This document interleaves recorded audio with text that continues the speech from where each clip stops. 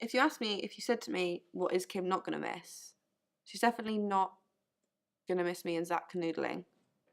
That Kim said she's going to miss us, but I think we've just caused her more stress than anything this year, I'm going to be honest. Ain't going to miss my mouth. Kim will probably miss the fact that I can say things that she's thinking but can't say because she's a member of staff.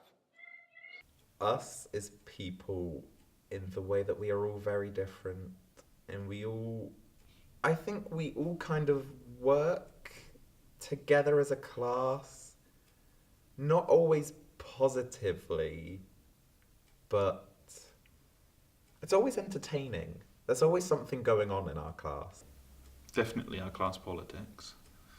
Though they won't miss us, I'll probably be glad to get rid of us, to be honest. There is always someone stirring. Or the sick bands. The personalities. I don't know. Probably the creativity of the group. Because we all seem to be good at creativity.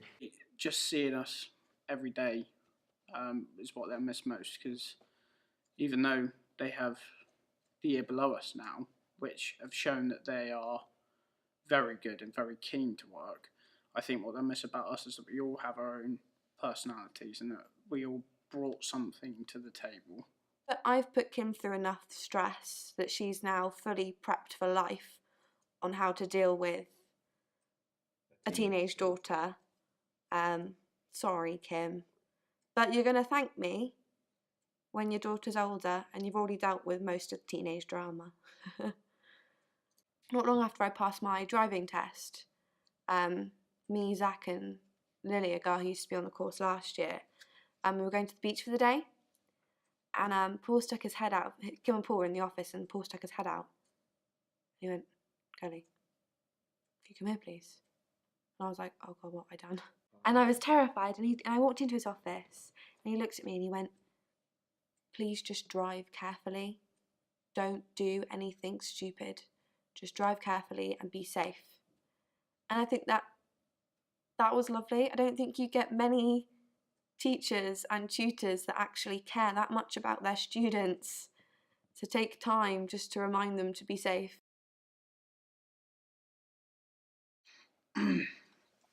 Paul said to me, "You don't need to be a genius to be in this industry."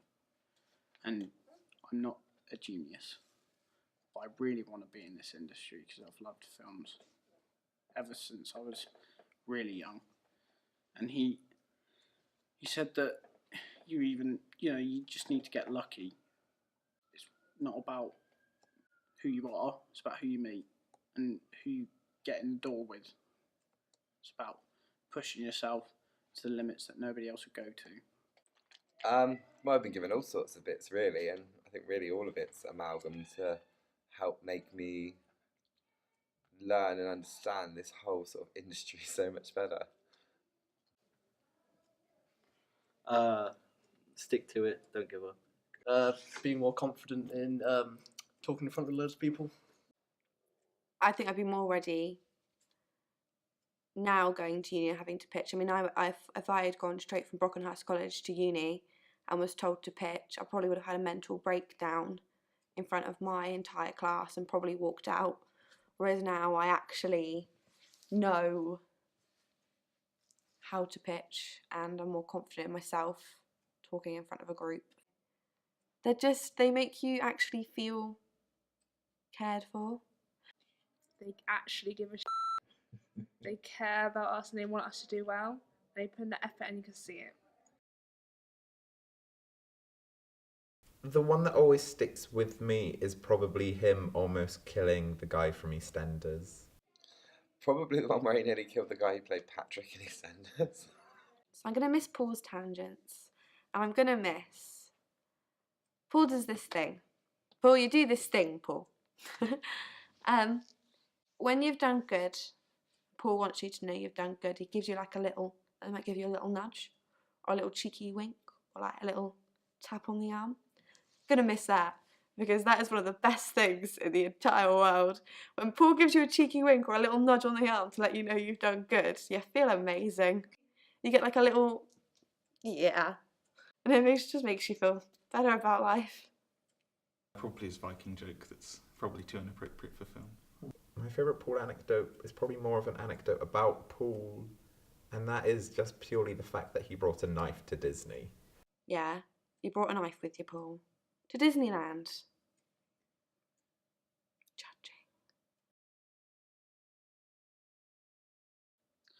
Judging. I'd like to thank you both for the opportunities that you've given me. I'd like to thank you both for the endless amount of time that you've given me, and I'd also like to thank you for helping me through this year. It's been quite difficult, but you've helped me through it and you've kept me motivated. So I want to thank you so much for the sacrifices and the time. You gave me a second chance, and I could never thank you more. Thank you, Kim and Paul, for these past 2 years, and I'll never forget you. You guys are brilliant. Thank you so much for everything you've done. You've made me a better student and hopefully a brilliant filmmaker. Thank you for teaching me, I guess. Excellent. That's actually it. If you could say anything to Kim and Paul, what would it If be? I could say anything to them, thank you for putting up with this for the last 2 years. Because without a doubt, they are the two most caring teachers I've ever had. They not only do they care, but I think it isn't they care. They actually care about you as a person, and they don't just want you to do well so it looks good on the course, so the course looks good. They want you to do well for you, and they want you to get the best out of life. I don't think I've ever had that from any other teacher. And it's nice to have two teachers that actually believe in you and believe that you can go far. So thank you so much for that, because I don't think I'd be going to uni this year if it wasn't for you guys. You're both amazing, and without a doubt, my two favourite teachers that I'm going to miss immensely. So yeah. What has been your favourite memory? Are you actually going to start off with that question? What questions have you got? Bad question to start off. Who would you like to say some? That's what I think of them. All the other way around, really. I'm stuck with you, Lewis, for another 3 years. There's a fine. There is a spider. Ah! Get away! Is it gone? Yeah, I think it's just gone. I'm done with your shit. Are you leaving? Go away, piece of shit. Do we do some poetry? Go on then. You told me the depression wasn't real. Anxiety a made up thing inside of somebody's head. Wasn't even bother recording. Kelly, could you go quietly, please?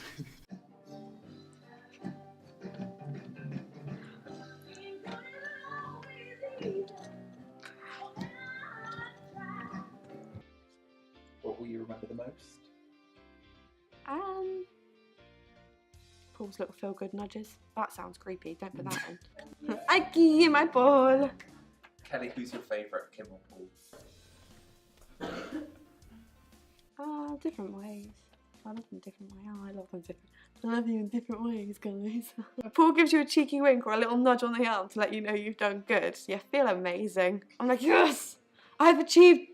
I've achieved everything.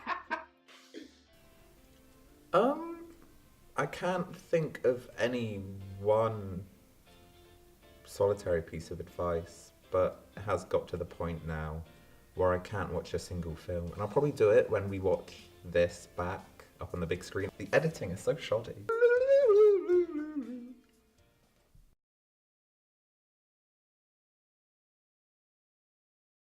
Who would win in a fight between Kim and Paul?